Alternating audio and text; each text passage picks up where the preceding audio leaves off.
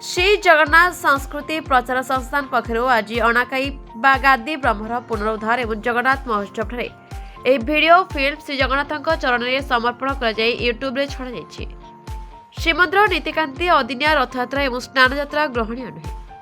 रथयात्रा और स्नान यात्रार सविशेष तथ्य को नहीं एआई वीडियो कहानी फिल्म कराई।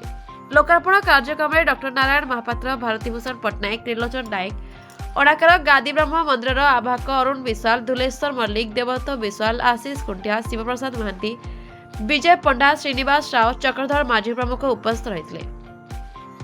श्री जगन्नाथ वेशगुड़िक बहुत सुंदर होता। महाप्रभु श्री जगन्नाथ केवल विग्रह नुहति, से होउछन्ति जीवंत ठाकुर। सेहीपरि श्रीमंदिर सेवानीति कौन परिचालनागत कार्यसूची नुहे, बरम यह ओडिया जातिर आध्यात्मिक व्याकरण। समस्ते बुझिया दरकार जे देवनीति कौन वैकल्पिक व्यवस्था नुहे, यह एक पवित्र श्रृंखला जहाँ ठाकुर गरिमा एवं मंदिर आध्यात्मिक वातावरण को सुरक्षित रखे।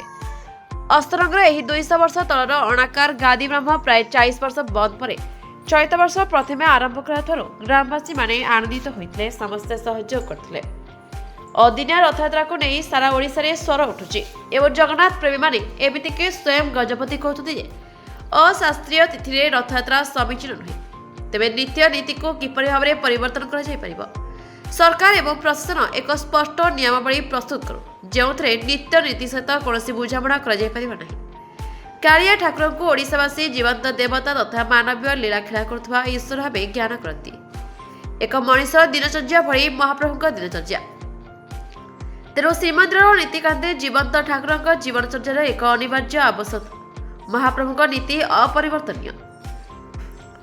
महाप्रभु को एक पर्यटन वस्तु भाव न देखि जीवंत देवता भाव ग्रहण कर सद्बुद्धि समस्त हो। नित्य नीतिकांति मनुष्यकृत इच्छा को गुरुत्व दी न जाई सरकार एवं मंदिर प्रशासन यही विषय दृढ़ पदक्षेप ने। आमे षष्ठ द्वारा सृष्टि मनीष रीतिनीति परिवर्तन करने एक भयंकर व्यतिक्रम।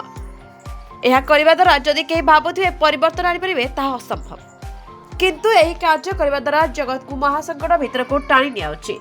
यहाकू प्रतिहत करने आसतु आमे सरवे होई एक मुख डाकिबा श्री जगन्नाथ समस्ते स्वर उत्तोलन करतु। एही महासंकट भीतर आमको सी ही रक्षा करें। महाप्रभु कृपा जगतर कल्याण हो। Bureau report, Na Odisha news.